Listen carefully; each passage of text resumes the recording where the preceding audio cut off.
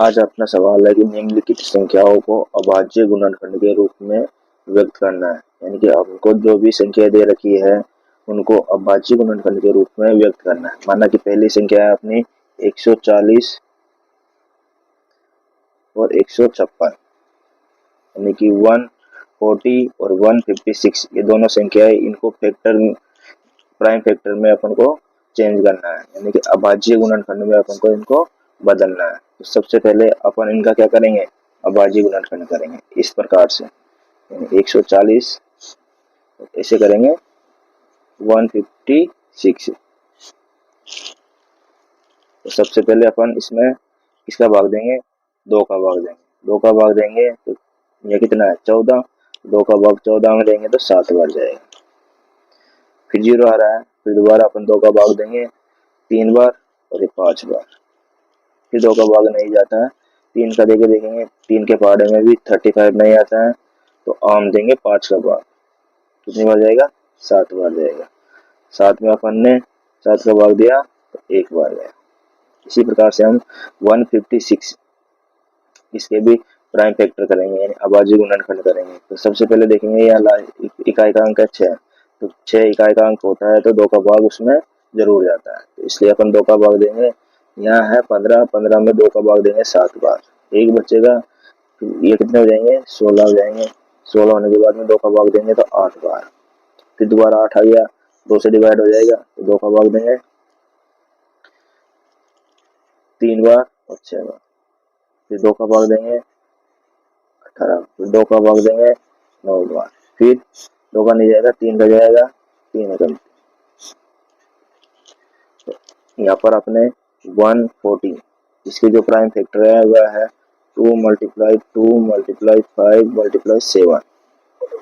अपन इसको ऐसे भी लिख सकते हैं कि 2 की पावर 2 5 इंटू 7। इसके बाद में है 156, इसके प्राइम फैक्टर कितने हैं, 2 मल्टीप्लाई 2 मल्टीप्लाई 2 मल्टीप्लाई 2, 3 मल्टीप्लाई 3।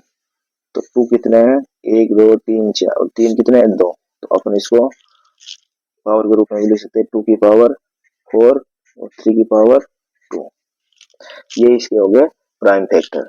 यदि प्राइम फैक्टर होने के बाद में आप इनका एलसीएम या एचसीएफ निकालते हैं तो क्या करते हैं, यानी कि 140 और 156 इन दोनों का अपन एलसीएम निकालेंगे। क्या निकालेंगे, एलसीएम और एचसीएफ।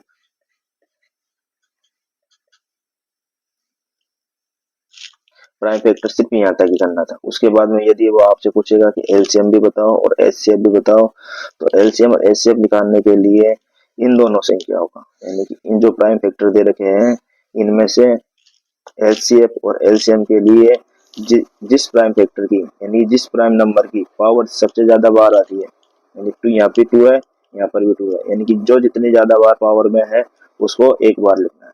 2 है, 2 की पावर ज्यादा किसमें है, यहाँ 2 है, यहाँ 4 है, तो 4 वाले किसमें, एलसीएम में। इसके बाद में 3 की पावर लिखनी है, 3 की पावर यहाँ पे नहीं है, यहाँ पे है, तो जो ज्यादा बार आ रही है वो लिखना है। इसके बाद में क्या आ रहा है, 5 नंबर, फिर आ रहा 7। ये एलसीएम हो गया। एलसीएम के लिए अपन जो कॉमन नंबर होते हैं वो ही लिखने हैं।